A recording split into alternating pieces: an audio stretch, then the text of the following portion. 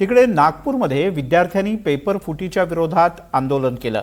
नागपूरमधल्या प्रसिद्ध संविधान चौकात मोठ्या प्रमाणात विद्यार्थी एकवटले होते। काही काळ या परिसरातली वाहतूक सुद्धा बंद करण्यात आली होती। तर थेट जाऊयात नागपूरला। प्रवीण मुधोळकर आपल्यासोबत जोडले गेलेत। प्रवीण, या संविधान चौकाच्या परिसरात मोठी घोषणाबाजी करण्यात आली विद्यार्थ्यांच्या वतीनं।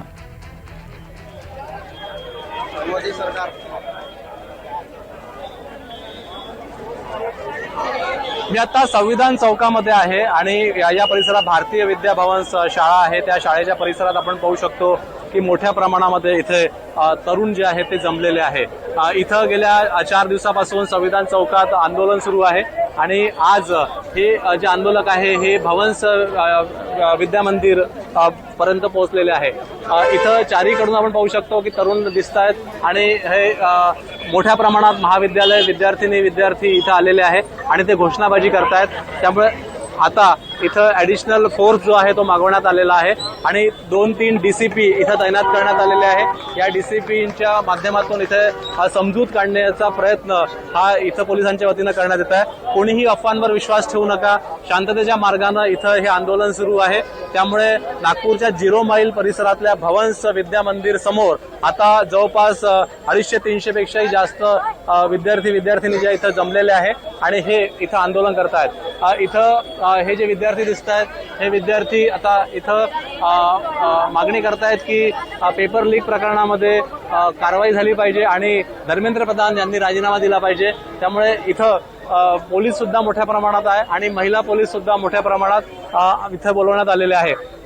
संविधान चौकाकडे जाणारे सगळे रस्ते जे आहे ते बंद करण्यात आले असल्यामुळे इथं हे जे विद्यार्थी आहे हे विद्यार्थी इथंच थांबले आणि त्यांनी आता 0 माईल चौकामध्ये आंदोलन जे आहे ते करण्याचा प्रयत्न केला आहे। 2-3दा या आंदोलकांना पांगवण्यासाठी पोलिसांनी प्रयत्न केला पण आंदोलक ऐकायला तयार नसल्यामुळे इथं आता अजून फोर्स मागवण्यात आलेली आहे आणि या 4ही चौकामध्ये या आजूबाजूच्या पोलीस पथक जे आहे ते तैनात करण्यात आले विविध पोलीस स्टेशनमधून आणून आणि कोणीही अफवांवर विश्वास ठेवू नका आणि शांततेच्या मार्गाने आंदोलन करा असं पोलिसांचं म्हणणं आहे। त्यामुळे इथे राईट्स कंट्रोल युनिट असेल किंवा इतर जे नागपूर पोलिसांचे युनिट्स आहे ते सुद्धा इथं आणण्यात आलेले आहे आणि आता या हे जे इथं आंदोलक आहे त्यांची समजूत काढण्याचा प्रयत्न केला जातो आहे। प्रवीण, तुझ्या कॅमेऱ्यातनं ही दृश्य आपण पाहतो आहोत। नागपुरात संविधान चौकाच्या जवळ मोठ्या प्रमाणात तरुण जमले आहेत निषेध आंदोलनाच्या करता, प्रामुख्यानं पेपर फुटी या विषयाच्या करता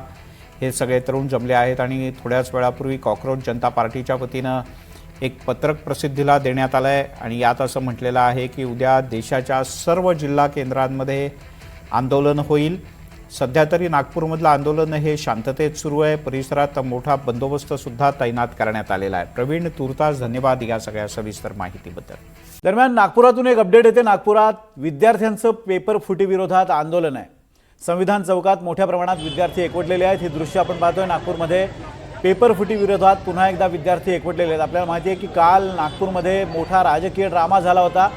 काँग्रेसच्या कार्यालयासमोर भाजपनं आंदोलन करण्याचा प्रयत्न केला होता। यावेळी पोलिसांना त्यांना रोखण्याचा प्रयत्न केला। दुसरीकडे कार्यालयाच्या वरून काँग्रेसचे कार्यकर्ते सुद्धा घोषणा देत होते। त्यामुळे काही काळ तणावाचं वातावरण निर्माण झालं होतं आणि आत्ता विद्यार्थ्यांचं नागपूरमध्ये आंदोलन सुरू आहे। ही दृश्य आपण थेट पाहतोय। संविधान चौकात मोठ्या प्रमाणात विद्यार्थी एकवटलेले आहेत। दिल्लीतल्या आंदोलनाचे लोण आता राज्यभरात पसरत चाललेले आहेत। विशेषतः मुंबई, पुणे, छत्रपती संभाजीनगर आणि नागपूर या प्रमुख शहरांमध्ये मोठ्या प्रमाणात विद्यार्थ्यांची आंदोलनं दिसत आहेत। त्यानुसार नागपूरच्या संविधान चौकातली ही दृश्य आपण पाहतोय। विद्यार्थी मोठ्या संख्येने इथे एकवटलेत आणि विशेष म्हणजे या आंदोलनामध्ये कोणत्याही राजकीय पक्षाचे झेंडे नाही आहेत, फक्त भारताचा तिरंगा फडकताना दिसतोय। विद्यार्थी कोणत्याही पक्षाच्या झेंड्याशिवाय या मोर्चामध्ये सहभागी झाले। संविधान चौकात मोठ्या प्रमाणात विद्यार्थी एकवटलेले आहेत। काय तिथली नेमकी स्थिती आहे आपण जाणून घेणार आहोत। तुर्तास ही दृश्य आपण पाहतोय। नागपूरच्या संविधान चौकात मोठ्या प्रमाणात विद्यार्थी एकवटलेले आहेत आणि विद्यार्थी आता मोर्चा काढतायत। पेपरफुटी विरोधात कारवाई करण्यासाठी, कारवाईच्या मागणीसाठी हे आंदोलन केलं जात आहे। या संदर्भात बोलण्यासाठी आपले प्रतिनिधी प्रवीण मुधोळकर आपल्यासोबत आहेत. प्रवीण, हा मोर्चा नेमका कुठून कुठे जाणार आहेत? कोणकोणत्या विद्यार्थी संघटना यात सहभागी आहेत की उत्स्फूर्तपणे विद्यार्थी तिथं एकवटलेले आहेत? आपण पाहू शकतो आता विद्यार्थ्यांचा मोर्चा जो आहे तो इथं आलेला आहे. संविधान चौकामध्ये जी जागा देण्यात आली आहे आंदोलनासाठी, त्या जागेवरती जे रोड जातात ते सर्व रोड हे ब्लॉक करण्यात आले आहे.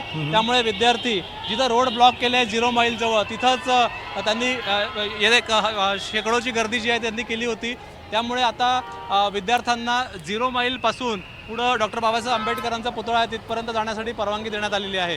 हे जे विद्यार्थी दिसत आहेत हे विद्यार्थी इथं आंदोलनासाठी आले होते. काल जर आपण पाहिलं तर मध्यरात्रीपर्यंत विद्यार्थी थांबले होते. 10 वाजेपर्यंत परवानगी होती, पण विद्यार्थी ऐकत नसल्यामुळे जबरदस्तीनं त्यांना उचलून पोलीस घेऊन गेले. त्यामुळे आज सकाळपासूनच जवळपास 1000पेक्षा जास्त पोलीस हे संविधान चौकात जिथं आंदोलनाचे स्थळ देण्यात आलेलं आहे तिथं नेमण्यात आले होते.